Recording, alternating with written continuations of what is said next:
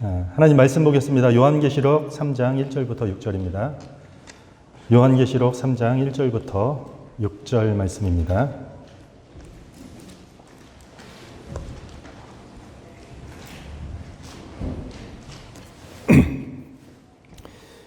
요한계시록 3장 1절부터 6절 저와 여러분들이 한 절씩 교독하겠습니다. 사대 교회의 사자에게 편지하라. 하나님의 일곱 영과 일곱 별을 가지신 이가 이르시되 내가 내 행위를 아노니 내가 살았다 하는 이름을 가졌으나 죽은 자로다.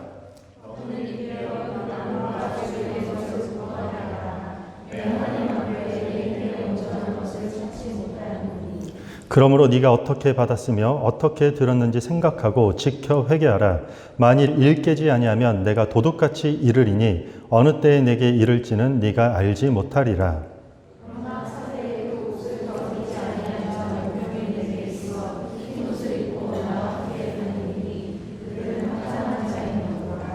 이기는 자는 이와 같이 흰옷을 입을 것이요 내가 그 이름을 생명책에서 결코 지우지 아니하고 그 이름을 내 아버지 앞과 그의 천사들 앞에서 시인하리라.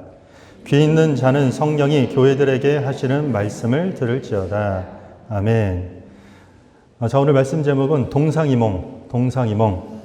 예능 프로 제목이 아니라 설교 제목입니다. 오늘은 동상이몽이라는 주제로 하나님 말씀을 함께 나누도록 하겠습니다. 요한계시록 2장과 3장에는 소아시아에 있는 일곱 교회를 향한 주님의 칭찬과 또 책망과 격려의 메시지가 기록되어 있습니다. 우리는 이 메시지를 통해서 이 시대 우리가, 그러니까 지금 시대 우리 교회가 어떠한 신앙의 모습과 어떠한 교회 공동체로 세워져 나가야 될지 말씀을 통해 배움과 도전의 시간이 됐으면 좋겠습니다. 오늘은 7번째 교회 중에 5번째 교회입니다. 바로 4대 교회입니다. 4대 교회. 4대는 우리가 지난주에 어떤 교회였죠? 두아디라 교회입니다. 두아디라에서 남동쪽으로 50km 정도 떨어진 위치에 있는 도시입니다. 이것의 특징이 있어요. 금을 생산하는 부유한 도시예요. 과거나 지금이나 과거 마찬가지에 이렇게 금을 생산하는 것은 엄청난 부를 축적할 수 있는 어떤 기회가 될 수 있었습니다. 지역 최대의 사금 생산지가 바로 이곳에 있었습니다. 그래서 주로 금세공과 같은 금과 관련된 제조업과 그런 가공업이 발달한 도시가 바로 이 4대 도시였습니다. 역사에 의하면 금화와 은화를 주조하는 고대 사회 최초의 도시라고도 불렀습니다. 금이 나오는 부유한 도시를 호심탐탐 노리는 사람들이 있었을까요? 없었을까요? 금이 있으니까 많은 사람들이 이 땅을 노렸겠죠. 금을 생산하는 부유한 도시였기 때문에 강대국들이 주로 공격을 자주 했습니다. 어떻게 하면 이 도시를 취할 것인가? 점령하면 수많은 금을 그들이 확보할 수 있었기 때문에 많은 공격이 있었어요. 그런데 이 사대는 그냥 단순히 금을 생산하는 도시만 소유한 것뿐만이 아니라 아주 누구나 쉽게 침략할 수 없을 정도로 아주 강력한 군사력을 겸비하고 있었습니다. 이 지역 자체가 아주 높은 천연 암벽으로 이루어진 일종의 난공불락의 요새로 자리를 잡고 있긴 하지만 게다가 전투에서 거의 접은 적이 없는 아주 막강한 군사력인 힘도 강력했습니다. 그래서 훗날 4대를 함락했다라는 말은 불가능한 일을 우리가 했다라는 뜻으로 사용될 정도로 아주 군사적으로 어떤 요새로서 그것을 지켰던 도시가 바로 이 4대입니다. 잦은 침략과 그리고 이 전쟁에 대한 두려움과 불안함은 여전히 있었어요. 아무리 금을 소유하고 부유함을 소유하고 있었지만 잦은 외부의 침략이 있었기 때문에 이들 가운데 4대에 사는 대부분의 사람들의 마음 가운데 여전히 이것을 행여나 뺏기지 않을까, 공격당하지 않을까라는 그 불안함과 두려움이 이 도시 속에 팽배해져 가면서 한 가지 발전한 게 있어요. 그게 뭐냐면 종교심이 이 도시 가운데 종교심이 발전되었다는 것이에요. 어떤 종교가 다 들어가도 웬만한 종교는 다 잘 됐어요. 다신론 사상이 팽배했던 시대이기 때문에 잡다한 종교, 잡다한 우상 다 들어가도 다 잘 됐다라는 것이에요. 그러다가 역사서에 보면 AD 17년경에 사대는 엄청난 지진으로 이 도시 자체가 황폐화가 됩니다. 당시 최악의 재앙이라고 불렀던 그 지진이 이 4대 지역을 중심으로 일어나게 됩니다. 물론 그 지진으로 인해서 도시 자체가 완전히 사라진 것은 아니지만 예전의 모습에 비해서는, 그러니까 과거의 그 영광스럽고 번영했던 그 번성의 모습만큼은 따라가지 못하는 단계에 이를 만큼 큰 지진의 재해를 받게 됩니다. 잦은 전쟁과 그리고 대규모 자연재난으로 인해서 4대는 종교에 대한 관심이 더욱더 커졌어요. 가뜩이나 불안했는데 이젠 자연이 우리를 때렸다. 이제 뭔가 우리는 의지할 신이 필요해. 종교심들이 마구마구 커지기 시작했어요. 그리고 이쯤에 여기에 복음으로 교회가 세워집니다. 사람들이 교회에 몰려들기 시작해요. 너나 할 것 없이 새로운 종교의 사람들이 관심을 갖고 기독교 진리에 호감을 갖게 되면서 사람들이 교회에 몰려들기 시작합니다. 회당이 축구장 정도의 길이가 될 만큼, 당시에 고대에서 가장 큰 회당 중 하나라고 불릴 만큼 엄청난 회당을 지우고 거기에 사람들이 가득가득 채워지면서 예배를 드리게 됩니다. 상당한 규모의 교회를 갖추게 되었다라는 것입니다. 4대는 다른 교회들과 달리, 그러니까 소아시아에 있는 다른 교회들과 달리 어떤 신앙의 반대 아니면은 우상 숭배를 하라는 어떤 억압, 황제 숭배에 대한 강요, 이런 것들은 없었어요. 오히려 도시에 있는 많은 사람들과 서로 편안하게 그런 좋은 관계 속에서 살면서 4대 교회는 엄청난 큰 성장을 이루었다고 할 수 있습니다. 얼핏 들으면 물론 자연재해도 한번 맞은 적이 있지만 부유한 도시고, 그리고 교회가 세워졌더니 많은 사람들이 교회에 와서 교회가 크게 성장하였다. 좋지 않을까요? 그런데 오늘 주님은 이러한 4대 교회를 향해 어떻게 칭찬하실까요?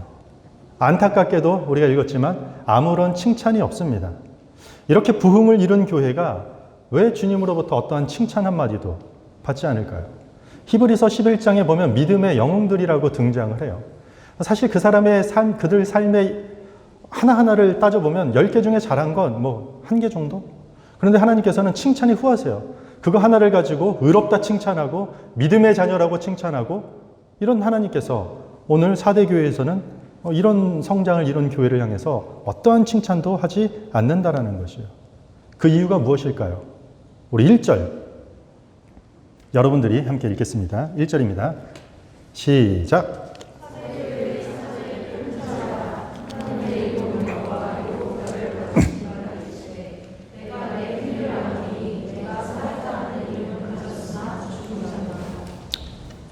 살았다 하는 이름은 가졌으나 죽은 자로다.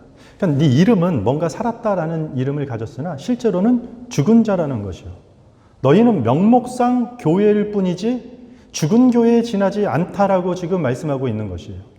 밖에서 들여다보면 그 교회는 기도도 하고 찬송도 하고 말씀도 듣고 구제도 하고 선교도 하고 이런 것들을 충분히 볼 수 있어요. 그런데 많은 사람들이 그 모습을 보고 살아있는 교회구나, 대단한 교회구나, 지역에서 많이 몰려드는데 다들 그렇게 생각했다라는 것이에요. 이 교회는 살아있는 교회, 대단한 교회, 이런 명성이 이 지역 가운데 있었다라는 것이에요.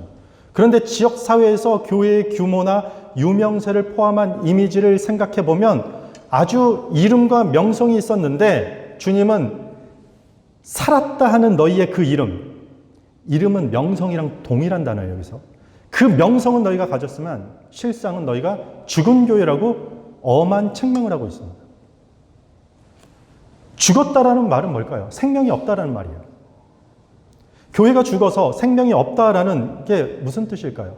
여러 가지 신학 용어를 사용할 수 있겠지만 오늘 본문이 이야기하는 걸로 우리가 가져가면 2절 보면 너는 일깨어 그 남은 바 죽게 된 것을 굳건하게 하라. 내 하나님 앞에 내 행위에 온전한 것을 찾지 못하였노라.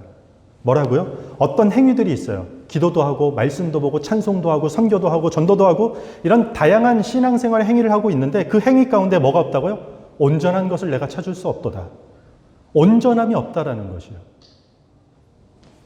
온전함이 없다는 것에 대한 헬라어는요, 텅 빈 상태라는 뜻이에요. 조금 쉬운 표현으로 하면 빈 껍데기 뿐이다 라는 뜻이 되는 것이에요. 겉으로는 아주 번지르한 것 같지만 그거 껍데기에 불과한 교회야. 그럴듯한 외형을 갖춘 것 같지만 주님이 보시기에는 완전히 텅 빈 교회라고 지금 지적하고 있는 것이요.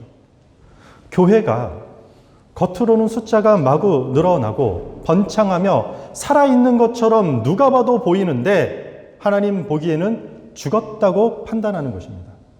외적으로 아무리 성장할지라도 죽었다라는 진단 결과를 지금 받게 된 것이에요. 죽은 교회, 그러니까 이렇게 생명력을 잃은 교회, 껍데기뿐인 신앙을 가지고 있는 교회는 1세기 4대 교회뿐일까요? 그렇지 않아요. 역사 속에서 항상 이런 교회는 존재해 왔습니다. 사람이 보기에는 겉으로 살아있는 것처럼 보일지라도 하나님 보기에 죽은 교회는 여전히 존재한다는 것이에요. 죽은 교회도 모여서 기도하고, 죽은 교회도 모여서 찬송 부르고, 죽은 교회도 모여서 수적으로 성장할 수 있는 것이에요. 죽은 교회도 땅을 사고 건물을 사서 교회에 십자가 탑을 세우고 교회 간판을 걸 수 있다는 것이에요. 죽은 교회도 많은 목회자들을 고용할 수 있고, 죽은 교회도 다양한 프로그램들과 각종 이벤트들, 교회 안에 최첨단 시설과 장비들을 두루 갖추고 예배할 수 있다는 것이에요.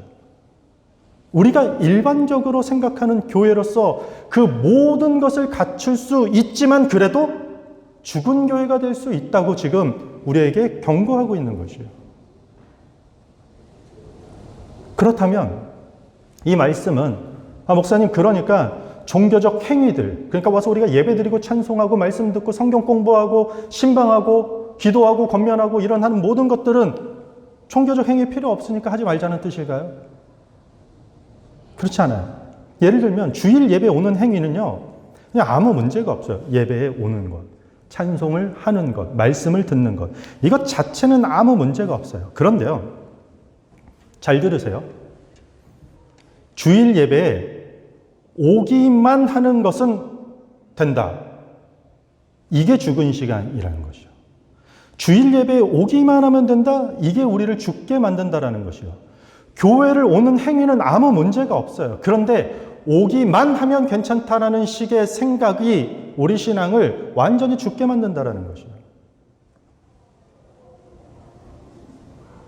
그 사람은, 그분은 아직 초신자이기 때문에, 그분은 아직 믿음이 연약한, 단단한 걸 씹지 못한 아주 연약한 상황에 처해 있기 때문에 교회에 나오는 것만으로도 우리는 감사해야 합니다. 맞을까요? 아니라는 것이에요. 정확히 말하면 교회에 나오기 시작했으니까 감사한 거예요. 하나님을 믿지 않았고 그리스도가 누군지 모르고 복음이 모르는 사람이 교회에 나오기 시작한 것이 우리는 감사한 것이지, 교회에 나오기만 하면 감사한 게 아니라는 것이에요. 나오기만 한 것이 아니라 나오는 것을 통해서 삶의 궁극적인 의미를 우리는 찾아야 하고, 우리가 예배에 나오는 것으로부터 시작해서 모든 신앙의 행위들이 도대체 어떤 의미를 가지고 있고, 우리가 살아가는 그 어떤 목적과 방향을 어떻게 설정해 나가야 되는지, 그 삶의 구석구석 비어있는 그 텅 빈 공허한 자리에 어떻게 믿음으로, 말씀으로, 신앙으로, 진리의 삶으로 하나하나씩 차곡차곡 채워져 나갈 것인지, 이것이 살아있는 생명력 있는 교회고 그리스도인들의 공통적인 분모 모습이 되어야 된다는 것이죠. 그래서요, 어떤 일을 그냥 했으면 된다. 이거 했으니까 괜찮다. 이거 했으니까 나도 좋아질 거라는 것은, 그 행위 자체는 문제가 없지만, 그것을 하지 말라는 뜻은 아니지만, 그것만 해서 된다라는 신앙은 우리를 완전히 수렁으로 죽게 만들어 수렁으로 끌고 내려가는 아주 위험한 신앙의 자세가 된다는 것입니다. 미국 LA에 유명한 갱 멤버 중에 미키 코헨이라는 갱 멤버가 있다고 합니다. 그가 어느 날 그리스도를 믿는다고 아주 공개적으로 그 고백을 알리면서 지역사회가 아주 이슈가 됐습니다. 그런데 이 미키 코헨이 이제 예수님을 믿었기 때문에, 그리고 실제로 나는 그리스도인이라고 고백했기 때문에 삶이 조금은 달라질 거라고 사람들이 기대했는데, 가만 보니 여전히 과거에 갱 멤버로서의 삶을 조금 더 버리지 않고 그대로 갱단 멤버와 동일한 삶을 살아간다는 것입니다. 주변에 소문이 나고 언론과 이런 곳에 그냥 주목이 됐기 때문에 기자가 찾아가서 묻습니다.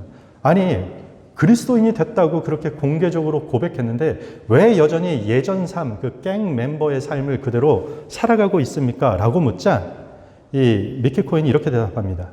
아니, 크리스찬 배우도 있고 크리스찬 사업가도 있고 크리스찬 운동 선수도 있고 그런데 크리스찬 갱 멤버가 있다는 게 도대체 무슨 문제가 됩니까? 그럴듯하지 않습니까? 제가 만약에 그리스도인이 되었는데 갱 멤버로서 포기할 게 조금이라도 있다면 그게 만약에 기독교라면 저를 기독교인 명단에서 제명시켜 주십시오. 그러면서 교회 오지 않고 크리스찬 모임에 오지 않으면서 점점 떠나가면서 결국은 교회를 떠났다고 합니다. 이러한 미키 코헨의 모습은 사실 수많은 가짜 그리스도인들, 죽은 크리스찬들의 모습을 대표적으로 반영하고 있는 모습이라고 생각됩니다. 참된 복음은 우리가 외형상 크리스찬이지만 실상은 영화배우, 외형상 크리스찬이지만 실상은 운동선수나 사업가가 되는 것이 목표가 아닙니다. 순서가 바뀌어야 돼요. 표현상 그렇게 말할 수 있지만 의미론적으로는 바뀌어야 돼요. 영화 배우인 크리스찬, 운동선수인 크리스찬, 사업가인 크리스찬. 외적으로는 우리가 학교와 가정과 직장과 사회 속에서 각자에게 맡겨진 역할을 나름대로 최선을 다하고 충실하게 살아가면서 그 실상은, 그 삶의 구석구석의 본질은 크리스찬, 진짜 기독교인이 되는 것이에요. 그 실제 삶의 모습은 그 삶의 자리를 환하게 비출 수 있는 빛으로 살아가는 그리스도인이 되는 것이에요. 그렇기 때문에 우리가 어떤 일을 하느냐 중요치 않아요. 우리가 어떤 사람이 되었든지 어떤 직업을 갖고 있는지 우리가 삶 속에서 어떤 걸 하는지 아무것도 중요한 게 아니에요. 중요한 것은 그리스도인으로 변화가 되어 있는지 아니면 우리가 그리스도인으로 남아 있기로 그렇게 그리스도인으로 살아가기로 굳게 결심했는지 그것이 우리가 실상 죽었는지 아니면 정말 살아서 생명력 있는 자로 세워지는 것인지에 대한 중요한 기준점이 된다고 할 수 있는 것입니다. 4대 교회는 이 기준점에서 그냥 허례허식, 거칠해, 껍데기면 다 된다라고 생각하고 그냥 그것만 하고 넘어갔다라는 것이에요. 예전에 한국의 한 학술지에 흥미로운 연구가 등재된 적이 있습니다. 제목이 아주 재밌습니다. 왜 한국 대학생이 미국 대학생보다 불행한가? 뭐 모르겠어요. 연구 논문이니까 뭐 있겠죠. 한국 학생들이 미국 학생보다 불행한가 봐요. 그래서 제목만 봐도 막 가슴이 안 좋은데 엊그저께 우리 뉴스 보셨나요? 이태원에서 제가 마지막 본 기사는 154명이 사망했대요. 거의 90% 20대 청년이래요. 너무 마음이 아프고 어떻게 이런 일이 있을 수 있을까 하는 뭐 국가 애도의 주간으로 삼기로 했죠. 한국은. 이 한국 대학생이 미국 대학생보다 더 불행한가라는 주제. 근데 핵심 내용은 이 논문에 대한 내용은 이거예요.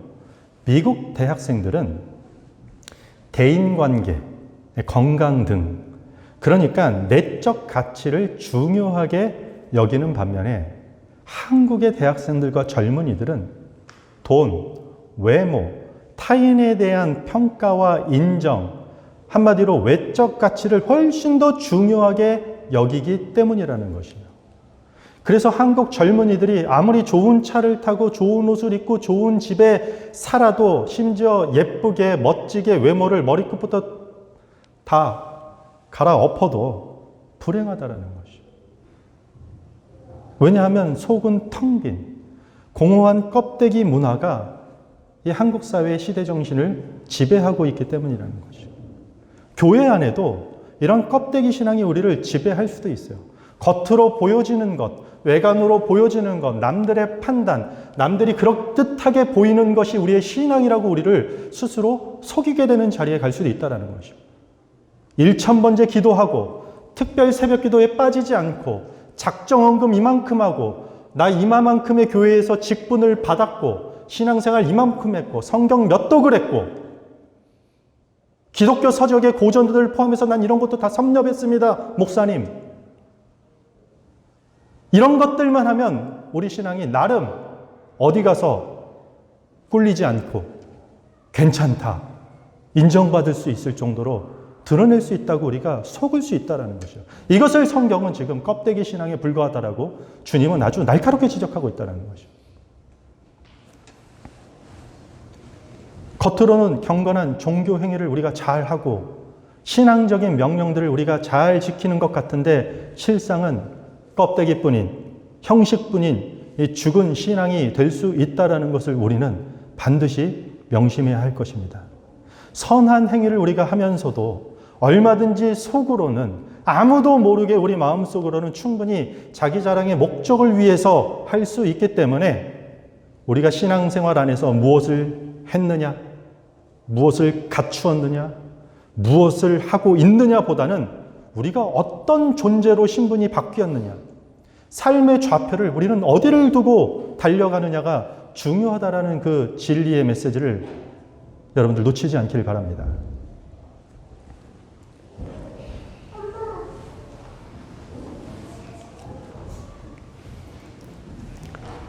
여대생이 밤에 룸사롱에서 일한다고 하면 여러분들 어떻게 생각할 것 같습니까? 아마도 대부분의 사람들은 여대생이 밤에 룸사롱에서 일한다고 하면 사람들은 손가락질 할 것입니다. 학생의 본분에 맞지 않기 때문에. 외형상 학생일 뿐이지 그 실상은 룸사롱에서 온갖 음란한 행위를 하는 여자이기 때문에 사람들은 좋지 않은 시선을 보낼 것입니다. 그런데 만약에 룸사롱에서 일하는 여자가 낮에 대학 가서 공부를 한다면 여러분들, 사람들은 어떻게 생각할까요? 외형상 술집에서 일하고 있지만 실상은 공부해서 인생을 변화시키려고 하는 아주 기특한 여자로 사람들은 바라볼 것입니다. 제가 왜 이런 질문을 합니까? 겉으로 드러나는 외형적인 모습만으로는 우리가 몰랐는데 막상 그 실상을 구석구석 알게 되니까 평가는 달라지는 것이요. 똑같은 모습 속에서도 평가가 달라진다고 할 수 있는 것이요. 주님은 4대 교회의 실상을 가장 정확하게 알고 있었던 것이요.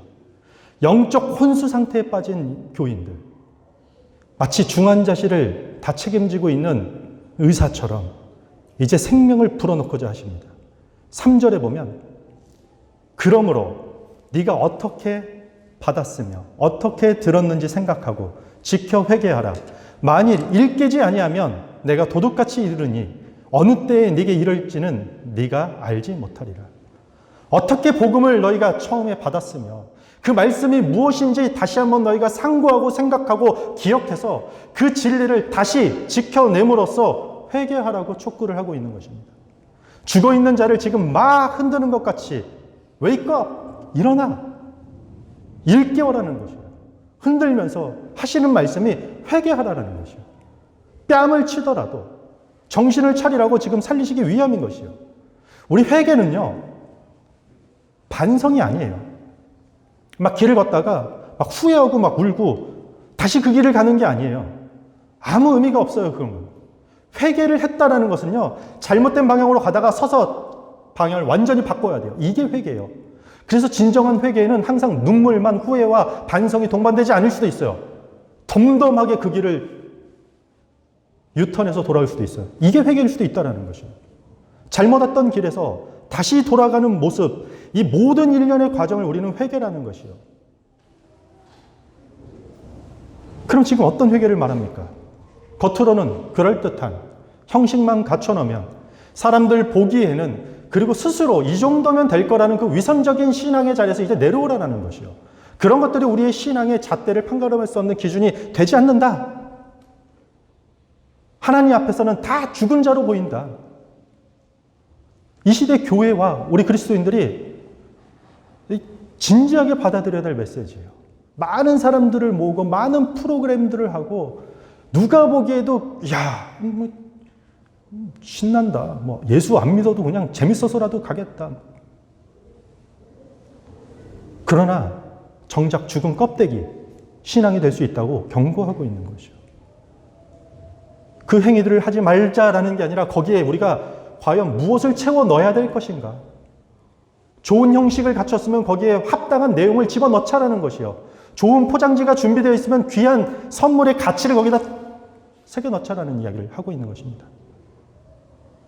실제 신앙 내용은 완전 삼류에 면치 못하면서 마치 자기는 고귀한 것처럼, 자기 신앙은 고결한 것처럼 위장했다면 우리가 회개해야 됩니다. 이 말 앞에 제일 떳떳하지 못한 사람이 저 같은 목사들이겠죠. 목사니까, 기본적으로 먹고 들어가니까, 목사님이니까 기도는 좀 우리보다는 더 하겠지. 더 신실하고 더 거룩하게 사시겠지. 이 위험에서 넘어지면 저도 죽은 목사가 되는 것이요.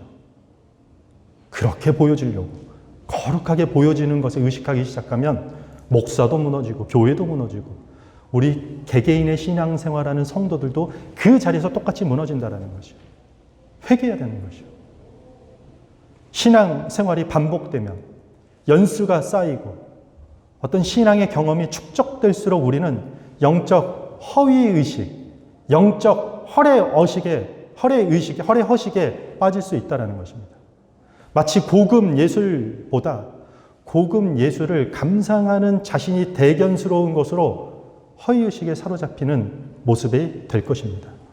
기독교인들이 그래서 실제나 어떤 본질에 관심이 없고 성경의 내용보다는 교회에 가는 그 행위만으로 만족해하고 설교에 대한 결단보다는 설교를 듣는 이 귀한 시간을 쪼개서 이 자리에 와서 설교를 듣는 내 자신의 모습에 대견스러워하고 있다면 우리는 회개해야만 합니다. 4절 말씀에 보면 그러나 사대에 그 옷을 더럽히지 아니한 자 몇 명이 내게 있어 흰 옷을 입고 나와 함께 다니리니 그들은 합당한 자인 연고라. 감사한 것은요, 성경 역사를 보더라도요, 하나님께서는 마치 사사시대에 모압 여인 룻과 같은 사람을 남겨놓았듯이 이런 이 껍데기뿐인 이 죽은 교회에 믿음으로 옷을 더럽히지 않은 소수의 크리스찬들이 존재하고 있다는 것이죠. 그러니 우리는 사실 어떤 대외적으로 잘못된 교회, 개인의 판단이 아니라 누가 봐도 문제가 많은 교회를 다 싸잡아서 거기에 있는 교인들은 다 죽었다 말하는 건 아주 위험한 것입니다. 우리는 판단할 수 없어요. 아무리 불의한 곳이라 할지라도 그 교회에 신실한 성도들은 있을 수 있어요. 마치 4대 교회처럼. 겉만 번지르한 교회, 그럴듯한 외형만 갖추고 실상은 죽은 교회임에도 불구하고 소수의 신실한 자들이 남아있는 것입니다. 2차적 요소와 아니면 자신의 어떤 주관적 감상에 사로잡히지 않고 1차적인 본질, 신앙의 본질, 기독교의 본질, 원래의 본질, 끝까지 그 복음과 말씀을 가지고 삶을 채우려고 몸부림치는 자들이 있었다는 것이요. 마치 3%의 염분이 바닷물을 짜게 하듯이 이렇게 남은 소수의 그리스도인들이 4대 교회뿐만 아니라 오늘 이 시대 우리 교회의 희망이 되는 것입니다.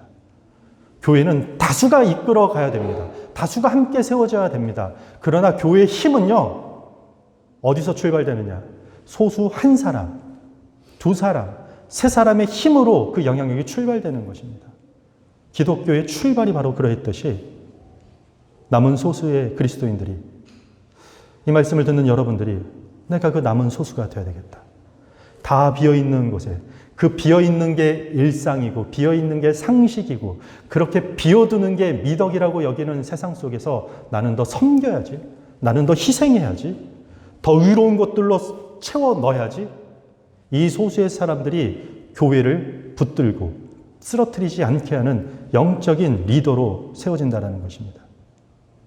하나님께서는 이 소수에 남아있는 의인들을 격려하십니다. 5절입니다. 이기는 자는 이와 같이 흰옷을 입을 것이요 내가 그 이름을 생명책에서 결코 지우지 아니하고 그 이름을 내 아버지 앞과 그의 천사들 앞에서 시인하리라. 이름이 두 번이나 나와요.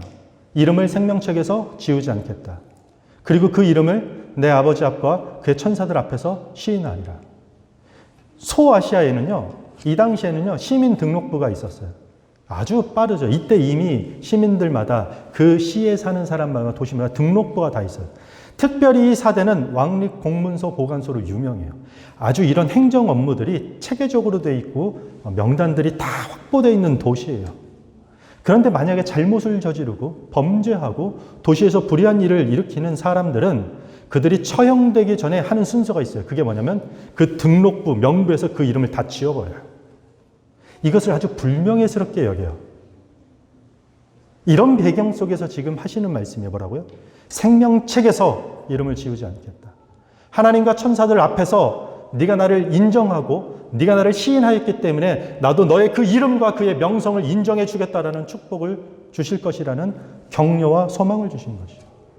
이것은 두 가지 의미가 있어요. 이 땅 가운데서도 하나님께서는 시편 23편의 고백처럼 원수의 목전에서 상을 베푸시는 하나님이시고 훗날 죽어서도 죽지 않는 영원한 생명책에 하나님이 반드시 기록할 것이고 우리를 향하여 많은 하나님과 천군 천사들 앞에서 그 이름을 시인하고 인정해 줄 것이라는 것입니다. 소망이 여기 있는 것입니다. 기독교 신앙은 상식이 아닙니다. 엄밀히 말하면 기독교 신앙은 상식을 넘어서 초상식으로 가는 것입니다. 그런데 만약에 교회가 여전히 이 4대 교회와 같이 겉모습과 형식에만 몰두하고 이 허례허식에 빠진 교회가 생긴다면 그 교회는 상식에는 당연히 준하지도 못하고 비상식적인 교회로 전락하게 되는 것이에요. 세상은 우리에게 초상식적인 교회를 기대하지 않아요. 상식에 준하는 걸 기대해요. 그런데 우리가 이렇게 겉모습에 빠져만 있을 때 교회는 비상식적인 교회가 되는 것이에요. 우리는 상식에서 출발해야 돼요. 내실을 알차게 복음으로 교회 안에 구석구석 진리의 말씀으로 사랑과 은혜와 진리로 마구마구 채워져 가는 일들을 해야 되는데 이 상식선에서 출발해야 되는데 우리가 껍데기만 붙든 이상 그 상식은 다 사라지고 비상식적인 교회. 하나님을 아니 복음을 모르는 자들이 이 자리에 들어오고 함께 올려도 이런 비상식적인 집단에 들어오지 않을래. 이 껍데기뿐인 이 행함만 하면 구원받는다고 그런 신앙 나 안 받아들여. 이렇게 교회를 떠나게 되는 것이에요.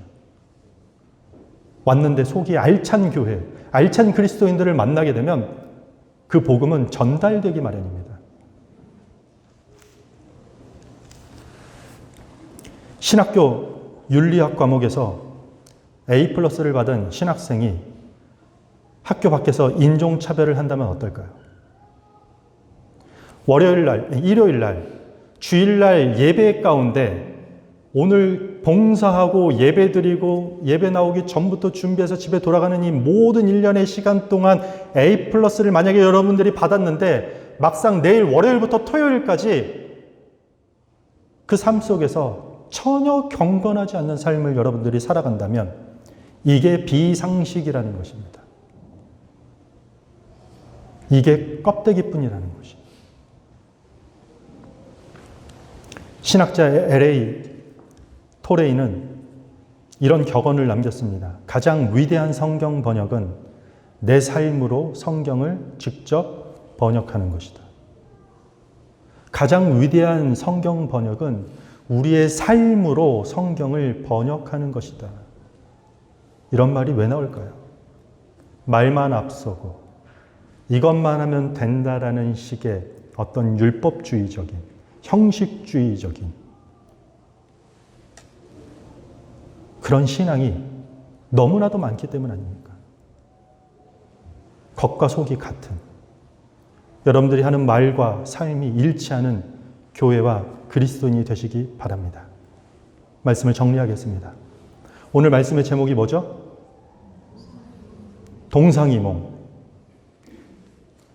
같은 침상에서 서로 다른 꿈을 꾼다라는 뜻으로 같은 상황에서 같은 걸 행하지만 결국 다른 걸 생각한다라는 뜻이에요. 4대 교회의 문제는 동상이몽이었어요. 같이 예배하고 같이 기도하고 같이 신앙생활 하면서도 하나님과는 다른 견해, 말씀과는 다른 생각을 하는 사람들이 너무 많았다라는 것이요. 신앙의 동상이몽. 살았으나 실상은 죽은 것이고 껍데기뿐인 신앙이 되었던 것입니다. 저와 여러분들, 우리는 어떻습니까? 우리는 매주 같은 자리에서 같은 하나님을 향해서 같은 시간에 같은 말씀을 가지고 같이 예배를 하고 있습니다. 겉으로는 문을 활짝 열어놓으면은 지나가는 사람들이 보기에는 외형적으로는 이렇게 같이 하고 있는 것 같지만 실상은 만약에 성경과 전혀 다른 비전, 전혀 다른 생각, 실상은 성경과 하나님의 말씀과 하나님의 뜻과 전혀 다른 생각과 가치관을 여전히 주장하고 있다면 동상이몽이 되는 것입니다. 신앙의 동상이몽에 부디 빠지지 않길 바랍니다. 그리고 마치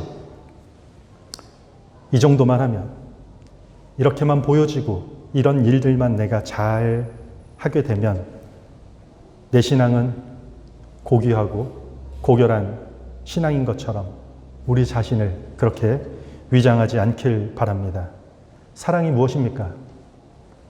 꽃과 선물만 주었기 때문에 우리는 사랑이라고 말하는 것이 아니라 사랑의 마음을 꽃과 선물에 담았기 때문에 우리는 사랑이라고 말할 수 있는 것입니다.